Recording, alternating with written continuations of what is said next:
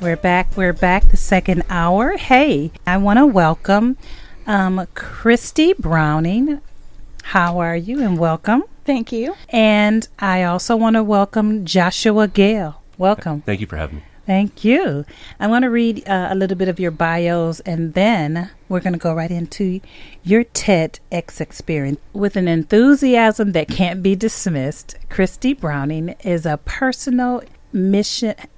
personal mission to encourage, empower, and inspire others to explore their possibilities, live out their passions, and discover their potential. Life was heavy-handed in dealing out the disappointments, but Christie fought back, owned up to her part of the mess, and made decisions to correct the rest. Now Christie is a sought-after motivational and inspirational speaker, sharing her message and her story from stage to stage across the United States. Welcome. Thank you. Wow, I love it. And I've heard the whole story, so we're going to connect a link that people can actually go on and hear more about your story. That's okay, before we leave.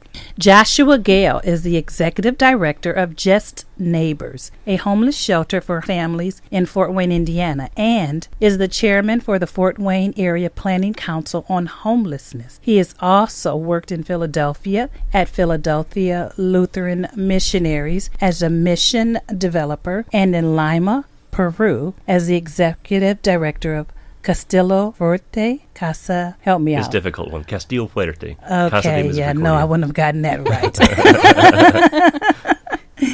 Josh, do they call you Josh? Josh is fine. You were given a very interesting explanation of homelessness when you came in. How did you get connected with the being an advocate for homelessness? Really how I started was originally in Gary, Indiana. I went to seminary here, actually, in Fort Wayne. So on internship, I was out a little bit, learned about urban work, saw some of the needs that were there, and thought that I could bring some of my background to that. So we've really been traveling internationally, starting new projects, sustaining other ones, but trying to be as innovative and sustainable as we possibly can. Tell me, what was the view that you shared about homelessness? Because many people have this concept of what homelessness looks like. Sure. Yeah, we really have to challenge perceptions on what homelessness is. Since the average age is so young, and most say it's about the age of 9, probably under 10 for most of the statistics, you're talking about kids when you're talking about homelessness. So when we think of, say, Utah that said they eliminated homelessness in their state, for the most part, it was street homelessness and addressed issues of substance abuse and mental health. But homelessness is far broader. When we were chatting earlier, one of the examples I usually use is if somebody says a homeless person, what's the thought in your mind? It's usually somebody older, maybe 40 or 50 years old. They could be panhandling. They could, maybe not have shoes, maybe have substance abuse problems, but most are kids. And the vast majority are under the age of 18, and nationally we had 1.4 million homeless kids in our public school system last year alone, in one school year. Here in our area, where your listeners are listening to me right now, 1,944. So the vast majority of homeless people are kids, and we have to address it as a generational issue, as a socioeconomic one, but also as a moral one that touches the compassion that we should all share for our neighborhoods. What we look at as homelessness is not just sleeping on the streets. It's couch surfing. Absolutely. And what are the other ways that we look at homelessness? For the most part, it's street homelessness. We need to include more of the couch surfing, doubling up, because that's where you get a lot of your actual real pictures of homelessness. And when I was, say, in Peru, you don't see very many homeless people. There's very few. There also wasn't a lot of nursing homes either, because there wasn't the concept of somebody can be put off here, or if they didn't, there was far more of a closer-knit societal reality to those cultures, though they had, economically much less. So we have so many more things in this community, but yet we look at it very materialistically, that we're going to solve issues with materialism, and we ignore people's traumas, right? So what leads to a lot of this is trauma. It could be neglect. If we think of it as just somebody lost a job and they couldn't do this or they didn't do that or they just need to do this, it ignores what really truly leads up to issues of homelessness, and it's oftentimes trauma. Mm-hmm. Oftentimes trauma. That's awesome. And was that what your speech was about through TEDx? For the most part, I wanted to really kind of speak against the idea of housing solving homelessness. Now, housing is not a solution to homelessness. It hasn't been. It's made the issue worse. That 1.4 million figure I just shared, it's doubled in 10 years, partly because of if we just get a thing, then we're good. If you get a house, you're no longer homeless, problem solved, right? Mm-hmm. It's not. We're disconnected from one another. We're disconnected from education, the workforce, healthcare, from one another. We have to start solving some of those issues first and seeing it more as people instead of someone we can file away somewhere. So I wanted to talk more about not just affordable housing, but adequate housing, making sure that kids are in the right schools and parents are in their same social network, and then went on to what our group is actually doing about it.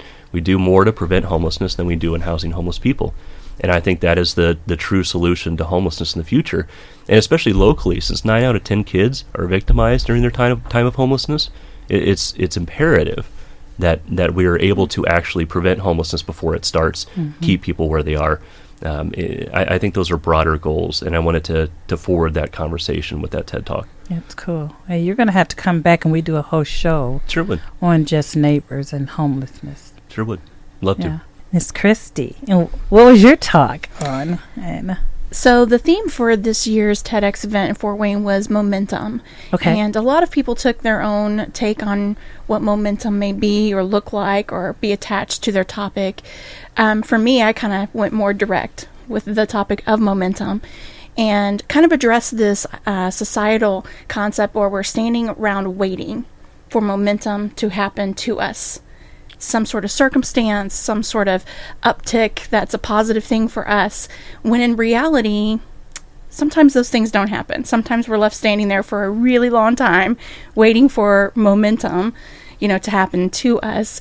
And so I brought a different way of thinking and challenged the audience and anyone who might watch the video later that momentum should be happening through us instead of waiting for it to happen to us.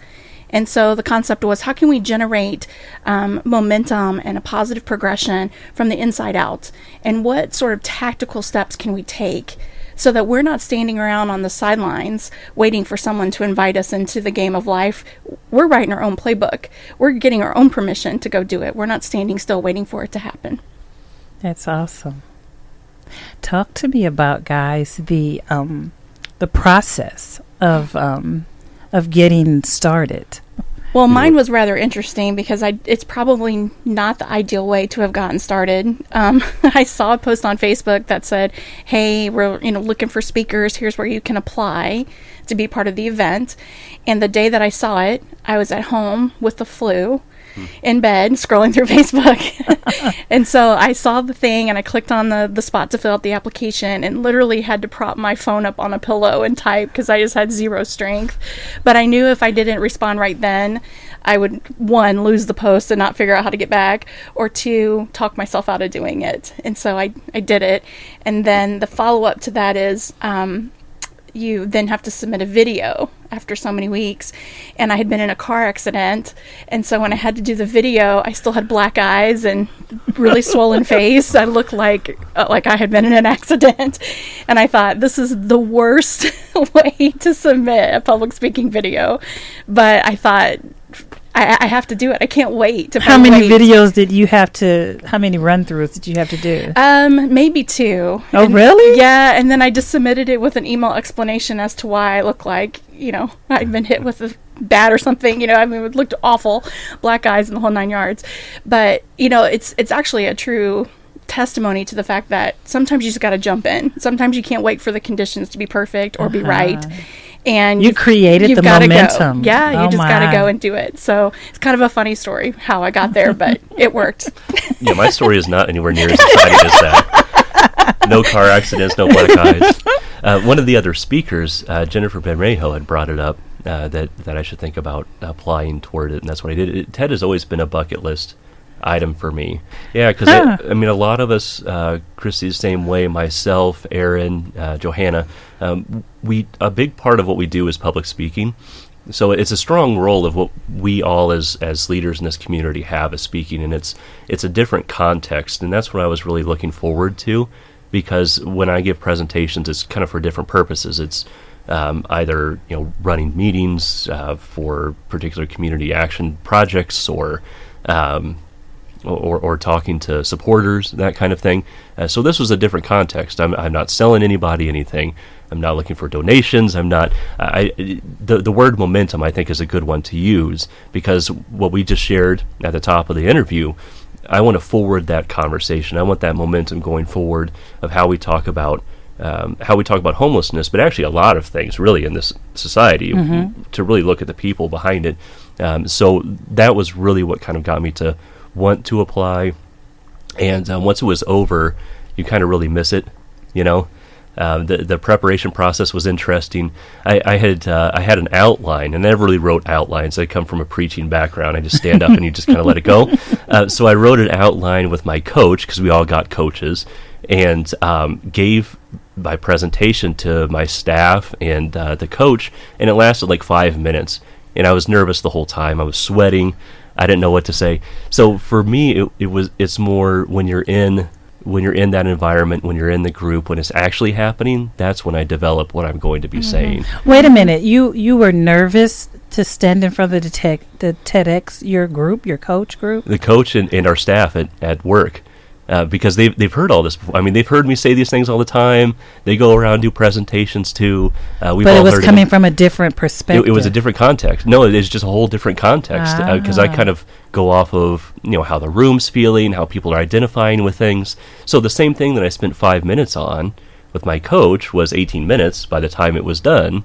It's just you kind of pick up on what people are feeling and the energy of the room. So to me, that was it gave me an opportunity to really dissect the presentation I had, because different groups have different kinds of presentations. I wanted to really look at the structure of it, take the time to work with the coach. It was a really good experience for me. And I would agree with that I normally the kind of speaker that just sort of gets the topic and how long I need to talk for and just kind of dive in and go for it. And the process, once you're selected, came with some accountability. Give us an outline or give us an idea, tell us about your topic. And I had met some of the other speakers at kind of a meet and greet, and one of the gentlemen that was paired up with my coach too, he was kind of talking about how he already wrote his speech. And I'm thinking, oh my goodness, I haven't done that. Should I do that? And I kind of freaked out about my whole process. And it made me, like you said, dissect. I like that word. It really made me dissect my topic, my intent, how I was going to package it. I probably overthought it for lots of weeks until I finally let go of it and was just like, okay, let's just do this. But it challenged me, and it made me a better speaker. Even though this is something I've done for a long while, it really, really made me sharper and made me go a little deeper for the good stuff. And the coaches that they pulled together for the event, I think, were just so top-notch and super supportive and very encouraging, but equally as challenging, which I think we all kind of needed. Yeah, no, it was a great experience. What was the preparation then? Well, part of it, I think, was kind of intuitive as far as what worked for you. Right. So, you have a great coach. They're there to bounce ideas off of. At first, I kind of went in with I don't need a coach. I've done this before attitude. And then I started working on it and thought, oh, no, I really need a coach. So I kind of came crawling back saying, please help me. And so we just developed a routine, the two of us, of what worked for his schedule and my schedule. And then, just getting the chance to have that check-in with him gave me confidence that I was headed in the right direction. How long was the preparation process? Oh, I'm not. It's hard to say. It's hard to say. Maybe like 4 or 6 weeks. Sure. Okay. Like that. Sure. Kind of off and on throughout that time. And how long were the speeches? Mine was 18. Mine was 18. Right on the nose. Right. That's that's kind of your limit. Some can be shorter than that. Maybe a little bit longer is fine, but that's really kind of where they want you at. Which oftentimes, when I speak, I don't know about you, but for me, it's 15 minutes. or so, give or take. And so you have to know how to get your point across in a short period of time. So there couldn't have been any training that went along with that, because it was totally different, it sounds like. Well, the one thing I will say is that in the group of speakers we had, I think there was all levels of speaking ability. Okay. Which was really kind of cool because although, me and Josh and Aaron and Johanna, I mean, we've all done a lot of speaking and it kind of came natural to us, but there were other speakers that was not their natural, way to express themselves. But I thought that was great because they brought such a wonderful, authentic piece of themselves to the stage. I would have wanted to know then, if that was not if you were not comfortable with that, how do you take yourself from not to stepping out and doing a TEDx, because that's a big deal. Yeah. And I'm thinking of the lady who spoke on postpartum. Jennifer. Oh. Yes. So, and she may do other speaking, I don't know, but I thought she just brought such a sweet personality and such a heartfelt presentation. And that was one of the things that I enjoyed most about the experience, was just getting to see different speaking styles and get to know people I wouldn't have known otherwise. And everyone's talk brought a perspective that I would have never had on my own. And it just really deepened my, perspective on those topics or on those people, or that was really super rewarding. Yeah, and public speaking is very much a skill, and it's one of those ones where if you think you know what you're doing, you start plateauing or getting worse. So it was great. Wait a minute, say that again. So That's public interesting. speaking as a skill, right? You can start thinking that you have it, you understand it. Yes. I'm good at it, so I don't have to really adapt. And that's when you plateau, or you actually start getting worse. You become disorganized. You don't, speak in a way that people can understand. Particularly if you're describing difficult concepts. Yes. With art, you challenge perceptions. You have to say it in a way that people can retain, not just have good information. So to have people that were newer to it was good to watch them kind of begin their journey, because I remember mine too. I remember being petrified of speaking in public, and actually I think we all still are. I mean, that's one of the cool things with TED is how difficult it is, because how people say they'd rather die than speak in public. So to get up there and stand up in front of people, do something that other people really would not do, and do it with some confidence. And I actually take another TEDx speaker's advice, Simon Sinek. He says, you don't say this is scary or intimidating. Say it's exciting. He says he does this for plane turbulence, too. It's like, oh, this is exciting. He's like, I'm petrified to go out and speak in public. And he's like, well, I just say this is exciting. And so that's one thing that you have to get through public speaking, I think, is get to that point. You can never get less nervous. We're talking on air and the radio. It's just you have to know your topic, be passionate about it, but understand that maybe somebody might not like what you said, but plenty of people are going to hear it for the first time. And that's what you're speaking to. So you kind of use that to push you forward. And I think TED was one of those. Interesting you would say that, because, and I always say this, that each week I've been, this is volunteer for me, and each week I always get so nervous before the speakers come on. It doesn't matter if I know them or not. It's like I get really antsy. It's like, I hope I have the questions right. I hope that everything flows, and then until the music plays, and then I lose all that. But so I can't even imagine standing in front of 100 people presenting a speech. Well, I think the worst moments were standing in the green room while the person in front of you was giving their talk. Okay. Because you had to stand there and wait, and you were, so close to the stage, but, it wasn't quite your time yet, and you have to be quiet because the other person's talking, so you can't talk out your nerves or, do a lot of movement, but you're just standing there, quietly, freaking out slightly. Right. Hyperventilating inside. Yeah. And what's nice with a TED presentation, too, is the groups that are listening and the ones that are there will probably engage you afterwards, ask more questions. So it's a whole day event. And I was lucky enough to be earlier on, which was fantastic. I didn't have to be in the afternoon or at the very end like Aaron did. So for me to be able to kind of mill around and answer a few more questions was wonderful. So that's definitely part of the environment too of TED. It's exciting from a presentation standpoint, nerve-wracking. because your mom's watching the live feed and your cousins are on there, Yeah. and you don't want to disappoint anybody. And well, for me, and I got up and they didn't have my slides queued, so I was kind of thrown off for the first few moments. And and our staff was there as well, and or a couple people from our team. So it was a good experience and a good environment. Do you think Toastmasters would have prepared anybody for that? It might have. Have you done Toastmasters? I Christie? haven't, but it's something I've thought about because I do hear there's a lot of great training opportunity in developing, Yes. your public speaking voice and message. Yeah. We did that in seminary because so many people come in, and I mean a big part of clergy work is speaking in public, and if you can't get over that, I mean you want to try to do that in seminary as much as possible. So we all had to partake in it. And I enjoyed it. It was really good, and we still do this for fun too. You get topics, and you have to present for, I think it's 8 minutes, something like that.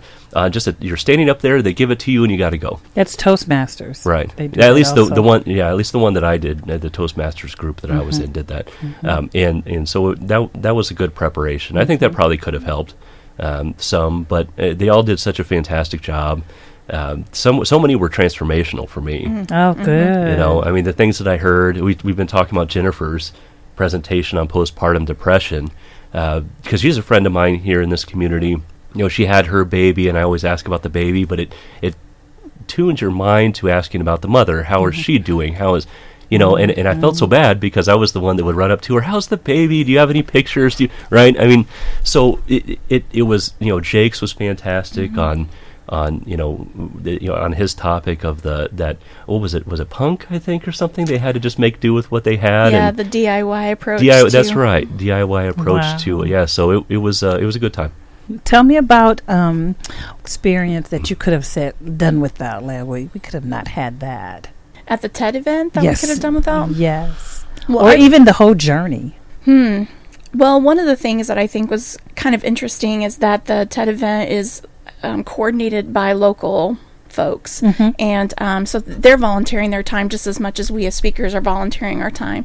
And so I'm a perfectionist, and I want to know all the steps that we're going to take from now until the time we cross the finish line, and I didn't get that as a speaker right away, and so it challenged me to kind of go more with the flow and be okay with getting the pieces of information as I needed it, and then to also give grace to those people because they're working full-time jobs and doing their full-time things, and they're hustling on the side like I'm hustling on the side, to do their job. That would be a humbling experience. That would probably freak me out because I am a control freak. Yes. It's like, I need to know. Tell me so I can at least be prepared in my mind. Yes, that's definitely me. And there were aspects. The one thing that they did really well, I thought, was that they let us as speakers just focus on our speaking. We didn't have to do a lot of the event stuff. Okay. And so the day is a whole event. Like Josh said, there's lots of things to do. And they really took care of all of that. So we just submitted pieces of information so that they could build on that and build the day around it. And I wanted to know what all that was. I wanted to know where it was going to be, what the room was going to look like, what font they were going to use. Like, I wanted all the details. And so it took a little bit for me to take my hands off and say, okay, you don't need to know this stuff. This is not your responsibility. Focus on the speech. That's right. That's right. So I probably had the humbling thing, as far as realizing I'm probably not as good as I think I am. I need to work on my speech. So I love what you said, that I had to step back and say, wait a minute, I do need some help with this. Yeah. I think that's part of just personal development, no matter what you're doing, is to recognize, that you can always be better. Just like Josh said, the second you realize you're not looking for that is when you kind of tap out. That's when you and tap lose out. It. Yeah. I mean, I really liked how it went. I think for a volunteer group, it was a really great level of production. I'm excited for the videos once those are done. I mean, it is entirely volunteer. I mean, the people that are doing the work to edit the videos, those are volunteers. So once those come out, I'm excited to see what happens with that. And even, it being a local event and, and being in Fort Wayne, not in Chicago or, Indy or a bigger city, the level of production from the name tags all the way through to the video and the live stream was so polished and top notch. I was really impressed with just the high level of class and professionalism that they were able to pull together and provide for everyone who was there. I mean, it was just a really cool experience. The program was metal. The outside, I mean, it was just very. I mean, everything was really well done. Tell me, would you guys suggest that anyone else get involved, and how and why? Absolutely. Yeah, I think that, I mean, the slogan "ideas we're spreading" is great. I mean, think about an idea that we're used to this in our line of work. Oftentimes, the best ideas are not going to come from the most institutional places. Even if you don't come from a background where, you know, you might have a job title in a particular. I mean, I talked about homelessness, and I'm the CEO of a homeless shelter. I mean, that's it. Oftentimes, it's from people that are new to it because the context in society always changes. There's new research that comes out. I mean, bring an idea to it. I think sometimes people want to get up and say something that's interesting, but research it. And if you have something that people need to hear, try out and think about doing that. Because if you can get an idea and present it in 15 or 18 minutes, get people to hear what you're saying, but also do it in a very high pressure area, it's probably something you could take a little bit farther than a presentation. So especially for me, I mean, my career was really, I mean, going through with public speaking is where I learned so much more, talking to people, learning the industry, learning cultures. We always say that you learn more by teaching, right? I mean, so if you really want to learn a topic, start teaching it. So if you have a good idea or a good approach to something, start researching it, bounce it off somebody. But I'd encourage others to give it a try. Yeah, I agree. I think that there's just so much that builds your skill, but also it helps you as a speaker to connect with people that have the same heart you do. You may not share the same topic, but you still have the same heart to share a good idea. And one of the really cool things after the event has been able to stay in touch with the coaches and the other speakers and to see how we can be interconnected through other ways. And so, don't be an armchair, quarterback. Get out and play in the game and get your idea out there. And you never know till you try. You just never know. And you may be the next big thing to hit the TED stage, but you got to at least get your name out there and get your application in. Yeah, I mentioned Simon Sinek, and his major, the first thing that really launched his book and his career was a TEDx talk. And was it really? I think it was Cleveland maybe or somewhere. And there was like 30 people in the audience. You could hear planes flying over. The microphones broke halfway through. So, there's a lot of neat stories that come out of it, and they can go pretty far.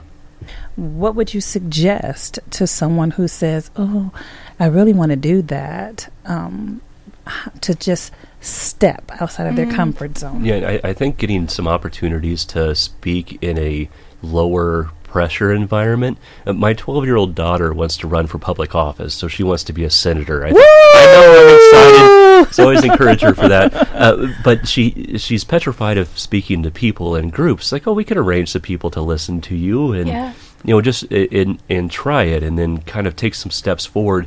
And once you find your passion, how many strangers show you pictures of their kids? People can talk about their kids and their family or their careers for, unprompted. So get a chance to talk. Just pick a topic, pick another one, find another one. My daughter's interested in a number of things. It's like, just talk about that. There you go. Future senator. There you go. And I think we're in a really great time when it comes to technology and opportunity to do that, to step out and share.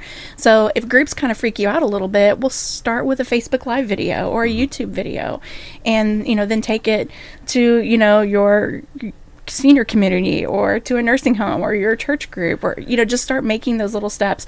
I think for those of us who do public speaking and do it on a regular basis, we didn't just roll out of bed one day and say, you know what, I'm going to go hit a big stage and do this. We all started in small platforms. You have to start somewhere. Ways. And you realize it's what you have to do. And I think that's good. Why we're trying to encourage our daughter at 12, that sometimes there just are. There's things that you just have to do, and you can't get around it. She wants to encourage people to visit the elderly in nursing homes. That's her thing. Wow. And so it's like, that's great. And so talk about it. Maybe raising awareness. You've got to get out there and say something. It's like when we talk about the work with the homeless. People aren't necessarily going to know if we don't open our mouths. Yeah. And so to me, my encouragement to it, I've got a couple other backgrounds for it with, either religious motivation that we are here to speak for the poor, to strengthen those around us. But some people have had their voices silenced in this culture, and so if they could speak through us, or we could amplify their own voice, sometimes it's just what you have to do to see things done in a community. And I think too that you can choose to live life checking in, checking out every day, or you can choose to step up and say, this one time in this one stage, I stood up on the red dot of a TEDx stage and gave a talk. And whether did they have the red dot? Red dot and all. I mean, it was iconic. Believe you me. It was small too. I mean, I wanted a little more runway, but well, you've got long legs, so you could have covered a lot of area. Right. But I just think that why not? The opportunity's there. Why not take it? And to really realize that you have something to contribute. We all have a story, whether that's something you want to polish and put out for the public, or you share it in your own way. But we have the opportunity, so why not do it? Why not step up and do it? And, our talks may never be the Simon Sinek talk, that takes off like a wildfire, but we can still say we did it. Sure. And I think that's huge. And our kids see us doing it, doing the difficult things. Yes. And I'm going to tell you, when you do it, even if it's not just your children, other people, you motivate other people. Yeah. Because, I don't know if any of us came from a background originally of privilege. A lot of the people that we're talking about and socioeconomic issues in our community was how I was raised. I was one of those kids. So, to us, to break some of that cycle, we didn't have all of that, all of that stuff that can necessarily propel somebody forward. My mother was a single mom, and she's first to graduate high school in her family, and it really makes a difference to. I always say that our future leaders of this city will come from the populations we're serving. People that come from difficult backgrounds, they understand things in a different way. So while we're saying just step out, try it, you can do it, we're speaking from a place of we failed a lot of times and we didn't necessarily have all the other abilities native to us. We just had to do it, or nothing happens. And your family and you are same place and nothing ever changes. So for us, for having changed that, let's change our communities too. Let's be that voice there and gather everybody else up with us. I think everybody came from a background like that. Nobody had any kind of easy background from listening to the people that were speaking. Yeah. Well, I'll tell you the power of doing something like this, whether it's TED or another platform. We probably had about 200 people or so at the event, plus the volunteers, something like that. And so, I was next to last to speak, and long day waiting. But as the day wrapped up, and the crowd kind of filtered out, I kind of packed my stuff up and was getting ready to go. And I got stopped by one of the cameramen, and he said, I have to tell you how much your talk touched me. Now, my part of my story is sharing my prison experience. Okay, all right. And it's funny because I share that story in lots of different crowds and lots of demographics in those crowds, and there's always someone, at least one person, that is either been in prison, has a family member in prison, whatnot. And so this gentleman stops me and he says, my girlfriend, she's in prison, and one of the prisons I talked about. And he said, I just needed to know that she can come out of this, and I needed to know how to encourage her, and to see that you came through that, and you're good, you're on fire. Yeah. He's like, that just gives me hope.